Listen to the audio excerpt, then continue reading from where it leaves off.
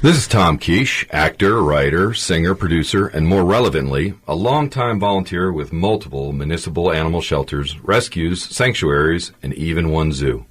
Today, I'm guest hosting The Animal Agenda, and I have the pleasure of flipping the script and interviewing The Animal Agenda's weekly host and creator, Melody King, a longtime animal activist, founder of Los Feliz Animal Rescue, and a neighborhood council member. And this week, we're discussing something right in her wheelhouse. How to find the right cat for you. Hello, Melody King. Hello. Thank you for having me. Sure. And for guest hosting. Of course. So let's just start off and get crazy. Why cats? I've always grown up with animals, all sorts. Cats, dogs, turtles, hamsters, everything. But when I moved to LA, my apartment building wouldn't allow dogs. So I moved out here. I had a cat and an illegal ferret at the time. And I came over here and then would have liked a dog, but couldn't have one. So I tended to spend most of my time with cats, getting to know cats, getting more cats. And from a rescue perspective, dogs are extremely expensive. They're a lot more complicated, and since I'm a small independent rescue, I simply just don't have the funds to do as many dog rescues as I would like. We've done a handful, but usually when I know I have some sort of backing already in place, or at least a foster. So I'm going to jump around. I have a list of questions here, but since you mentioned financing, what should someone know before they even consider a cat? What sort of costs they're in store for, possibly? Well, I think with cats, the main thing people need to understand is they aren't plug-and-play animals. You don't just bring it home and it's automatically an amazing, going to be friendly and run around and be sweet. They're going to be scared at first. The biggest thing I think to look out for in terms of medical bills is if the cat is FIV positive or FELV positive. Vets who are You want to fill people in on what that actually is? Yes. So those are two contagious diseases that cats can have, especially if they come off the street. And FIV is, people call it the feline HIV, and it's an immunosuppressant, and it can really only be transferred through blood or sex, and it's usually only in unfixed tomcats out there fighting and going, or girls that have been on the street and had sex with those tomcats. So it's not usually contagious or something that needs to be worried about with pet cats. Even rescues mix their FIV positive and FIV negative cats together. But it is something that could lead to future pet bills.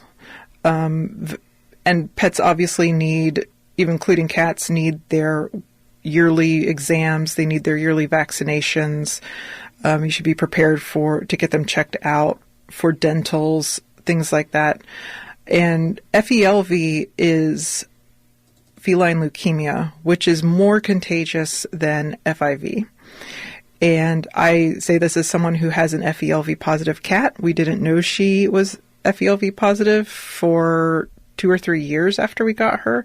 She never transmitted, but it is something that can be transmitted through shared litter boxes or bowls.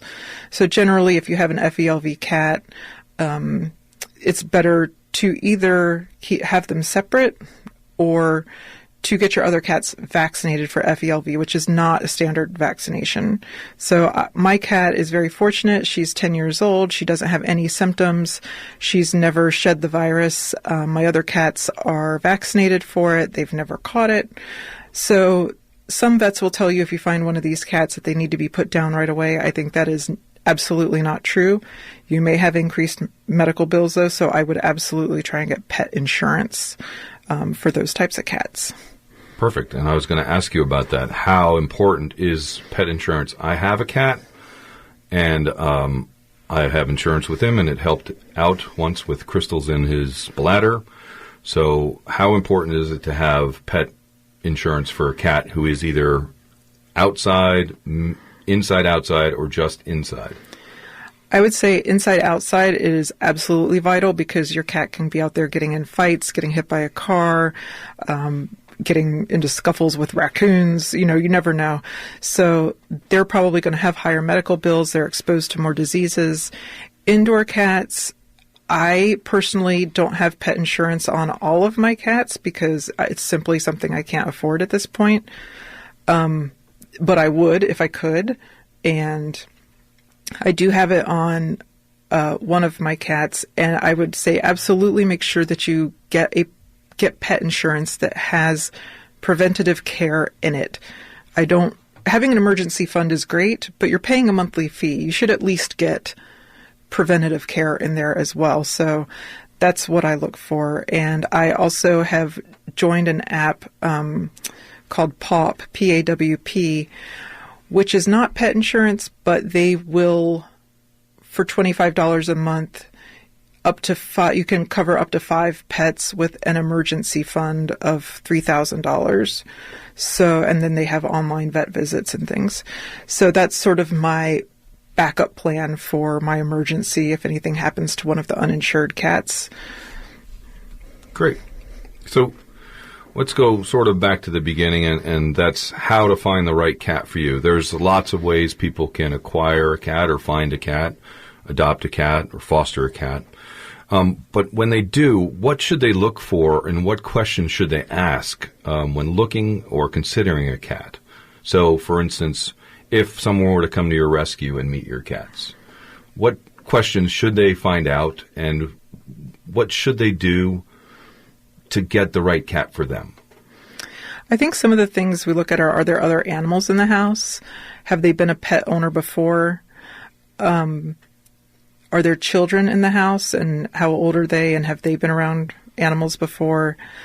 And also, like you've said a lot about dogs, cats aren't going to behave the same way in an environment as they would in a home.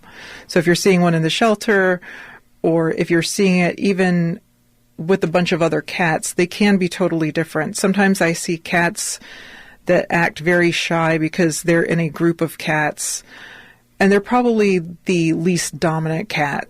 And they might be getting bullied out of food, and they're just sort of in the background waiting. But then if you take that cat out, if you put them in a home where maybe they're the only animal, they're getting a lot of attention, they can really blossom in that kind of environment. So one of the things as a rescue I also try and do is we have a program we call Foster to Adopt, where people can take the cat, see if it fits in, be their foster parent, see if it fits in with their lifestyle, and then decide if it's a good fit or not. But we try and also see what the person's expectations are. Like you have to know that the cat may not be super friendly right off the bat. It takes about a month for a cat to figure out, this is where I live now. So we definitely, even if it's going to be an indoor-outdoor cat, that cat needs to be indoors for a month so it knows that's its new home and it doesn't try and run away and go back somewhere else. So my cat, #Timothy Gavin, he is a great cat and very smart in his apartment. But if I were to put him into a kennel or into a rescue, he would be a nightmare and everyone would be afraid of him. So at a rescue, sometimes I've seen that there's a room full of cats, and sometimes at a shelter there's either a room full of cats or they're in individual kennels. So how do you approach a kennel to see a cat properly? Because I've also been told that you don't choose a cat. It's better to let a cat choose you. Yeah, I think most people have cats because they showed up and decided, hey, you're my new person. #Timothy Gavin. That's how I got him. Oh, one other thing I wanted to mention as far as things to look for is how much time do you spend at home? If you aren't around a lot, you want a cat that's fairly independent, not needy, not a Velcro cat, versus if you're home all day and you can handle a Velcro cat, then great. And by Velcro cat, I mean one that constantly wants attention. I think when you're approaching cats, it's really important to realize that you're enormous and that you have a bunch of new smells. So I usually always try and put my hand out underhand for them to come smell. Having treats is sometimes a great way to get them to come over and meet you. Some of the cats you won't have a problem with getting to come over. And then sometimes if you have glasses or sunglasses, let them smell that. with the feral cats, sometimes, I don't know why it is, but they seem to love smelling the tops of our heads. So I will actually just lean my head over and let them smell the top of my head and see if they're interested in continuing to quote unquote talk with me or not. This is Tom Quiche, and today I'm guest hosting the Animal Agenda, and I'm talking with the regular weekly host and creator, Melody King.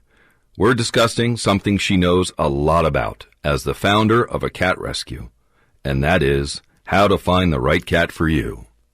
So that brings up an interesting question about some people use the term feral incorrectly, calling any cat that's unhoused as feral. That's not the correct definition of a feral cat, correct? No, and I think feral is overused very, very often. Feral is supposed to mean a wild cat that has had no human interaction, that behaves very aggressively towards humans. And when you're around feral cats, you will know it because you will walk in the room and they will immediately hiss at you and just be very aggressive about it.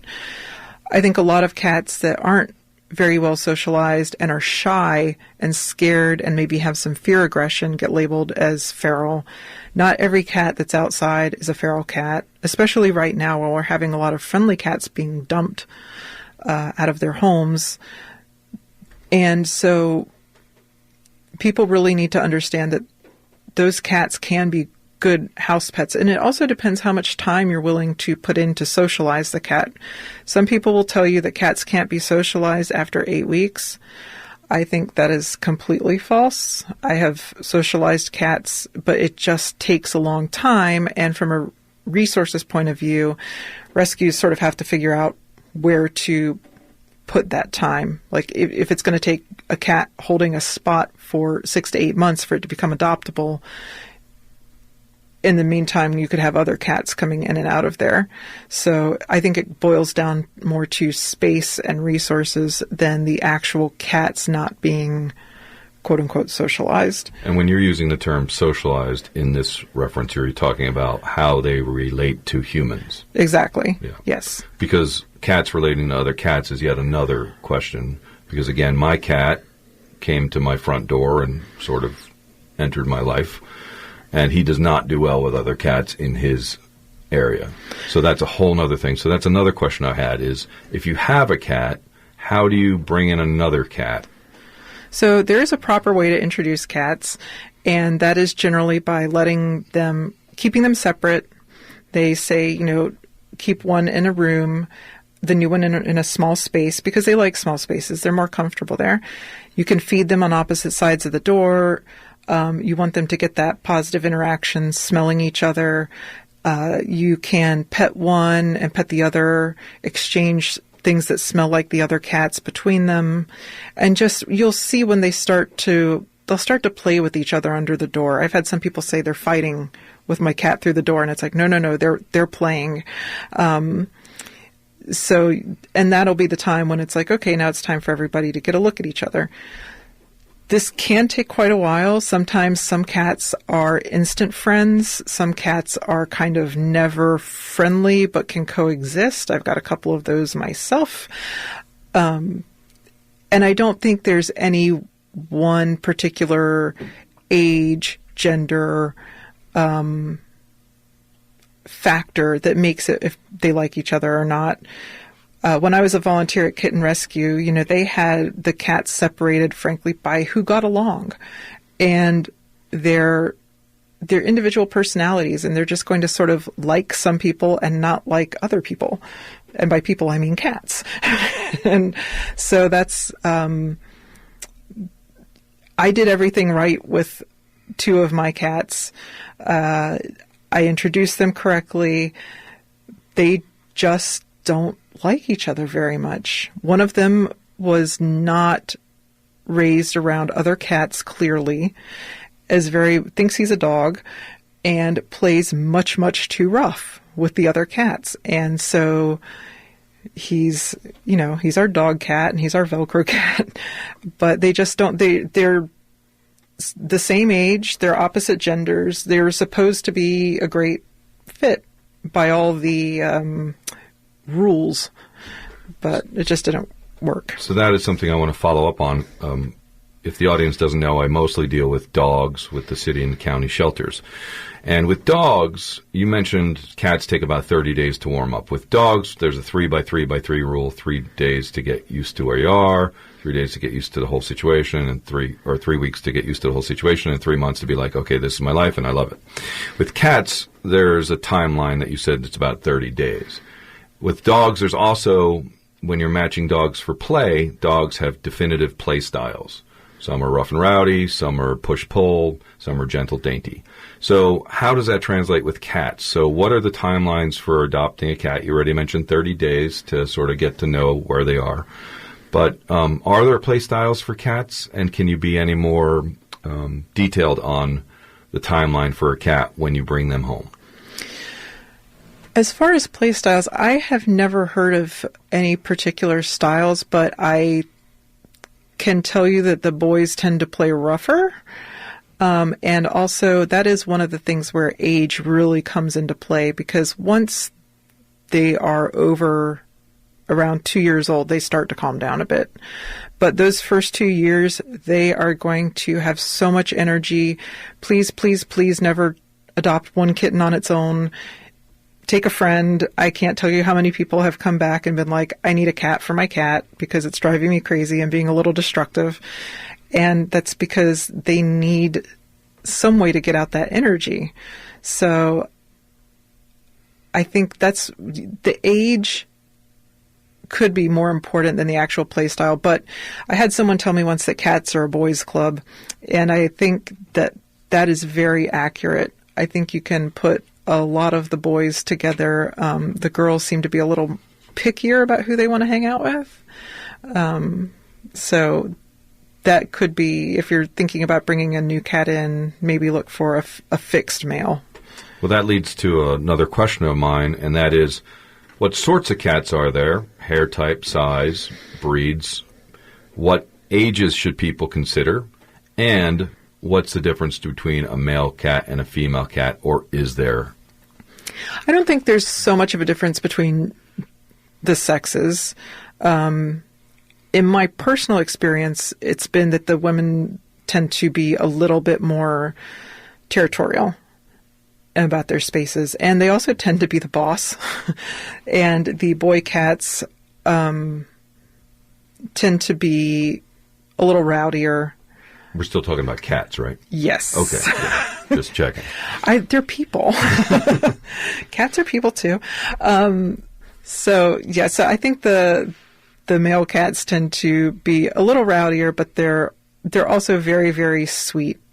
And again, it really comes down to the individual cat.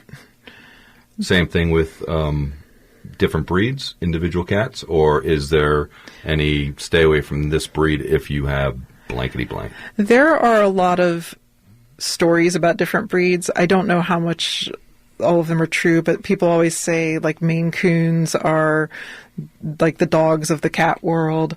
I've heard that the Tuxes are, which are the ones that are black with the white chest piece, the tuxedos, even though they're not a specific breed, tend to be chatty and very smart, which has also been true in my experience so far. Timothy Gavin. The Siamese ones are a little more aloof, but they're also very chatty, and I have found that, so if you're not home a lot, that might be like a good cat type of cat for you, because it's fine on its own, but it's also wants to be around people. But really, I love all of them, and I think it comes down to the personality of the individual cat, and it might take a little while for that personality to come out. And so really learning some socialization techniques and how to approach your new cat when you bring it in is super important. Making sure it feels safe, blocking off spaces in your home when you got to cat-proof your house before you bring the cat in. It's going to try and hide. Please block off underneath your bed. You know, you can even just keep it in the bathroom for a couple days, like we said, because it needs some decompression time also. And you want to give it a space to hide, but you want to control where that hiding spot is. So I usually say get like an igloo bed or a little tunnel or something like that where they can hide, but also not be hidden where you can't control them or get to them if you need to. You don't want them to end up in a wall. Or even a box with a cutout door, right? Exactly. Boxes with a towel over it. Just a little nest. Give them their own little nest. You're listening to The Animal Agenda on KPFK. And I'm guest host Tom Quiche. I'm talking with the regular weekly host and creator Melody King, and we're discussing something that is a perfect topic for her. How to find the right cat for you. So what else should people do regarding helping a cat adjust to their new home? Well, I think using the smaller spaces, getting to know them slowly. Not asking for too much from the cat all at once. Yeah, let them sort of come to you.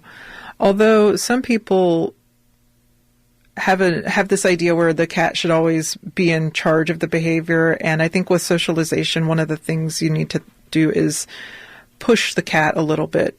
You know, it's kind of like, okay, you come out this far this time. Next time you're going to have to come out like 3 or 4 inches further. So stretch the cat's comfort zone. Yes, make them slightly uncomfortable, but that's how they're going to get used to it. You know, if you hold them and they don't want to be held, let them go. The next time, hold them and try and keep them like a second or two longer and let them go. And eventually they will get used to it. With dogs, I often tell people to make it slow and boring and treat the dog as if you've known them for 100 years. Don't make it all super exciting because the dog is getting used to a new environment and new people and new smells, and it takes them time to process that. So would you say the same is true with a cat? I feel like cats process things pretty quickly. I think that's part of being more of a prey animal than a dog is. They have to sort of suss out their environment very quickly to know if they're in danger or not. So I do think, you know, it seems to be especially with noises. The noises, new noises, if they've never been in a home before, those are things that it might take them some time to adjust to. People coming in and out, all these new people, these big giant feet. And try not to pet your cat with your hand coming down towards it because it basically looks like a big bird of prey coming to pick them up. So kittens in particular and smaller animals, you know, I always say you want to try and make yourself as small as possible. One of the things that you can do even is just lie on the ground, belly up. It's a submissive posture, and let the cat come over and check you out. And remember, they're very curious. Curiosity killed the cat, right? So they are eventually going to be curious enough to get over that fear once they feel safe enough. When you say loud sounds and lots of people coming in and out, that just says shelter to me, and that's one reason why cats are under such stress at shelters, correct? Yes, but I was actually thinking more things along the lines of like a dishwasher or a vacuum cleaner, or people, you know, if you have kids opening and closing doors, they may not know what all these sounds are. A TV. When I brought one of our cats home from the shelter, he was fascinated with the TV. He watched There Will Be Blood the entire movie. And he was just... I couldn't tell if it was the score. They also like music. You can also, one of the other things you can do to make them more comfortable is there are relaxing cat music. I don't want to call them videos, but they're on YouTube. And you can play that for them to try and relax them a little bit. I've actually used that myself. Yes. Or my friend. And I've actually used it for myself to sleep too, because it is very relaxing. And that helps calm them all down. So we're getting to the end of my guest hosting here. So as we're wrapping up, what are some pet peeves that people do out there with their cats that you wish that they would just not do to make your life as a rescuer or just a cat lover easier? Not let them outdoors. Your cat is actually totally fine being an indoor animal as long as you provide it with enough mental stimulation. And they also, from an environmental perspective, kill billions with a B, billions of songbirds per year. So they are quite the destructive force on nature. Not microchipping their cats, because if your cat gets out, that's something that you are going to wish that you had done. Spay and neuter. Spay and neuter your animals. And I've had someone say to me that they feel bad that the cat will never get to have sex, and I don't understand that mindset. They don't know what they are not missing. It's literally for their own health and frankly the health of all the other cats in the area as well. And our shelters and rescues are packed right now, and the world Absolutely. does not need more kittens in Southern California. No, it doesn't. And if you saw the way they have to grow up on the streets and the way they have to live, you would know that being in a shelter, and I hate to say this, but sometimes death is not the worst thing that can happen to an animal. I would rather see an animal euthanized in a shelter than used in a dogfighting ring. You know, that's just the reality of it. Bringing it up. Yes. Just totally, let's just end there on that very depressing note. But most cat parents are excellent cat parents and usually just need maybe a little tweaking here and there to really bond with their kitties. Perfect. Well, thank you so much for having me guest host and have the privilege of interviewing you about cats. Thank you. This is Tom Quiche, your guest host on today's Animal Agenda. I've had the pleasure of flipping the script and interviewing the show's weekly host and creator, Melody King. And we've been discussing cats, and more cats. How to find the right cat for you. And let me just say, I want to say thank you. Since the last time we were on this station, I've been contacted by a number of people. And because of that, one dog has left a municipal shelter and is now in a happy home. So thank you so much. If anyone wants to reach out, they can find me on Instagram at Tom Quiche, TomKiesche. If you're enjoying this and other programs on KPFK, please consider making a donation by going to kpfk.org. Special thanks to the producer, Marlena Bond, and thank you for listening. Tune in again to the Animal Agenda next Wednesday at 2:30 p.m.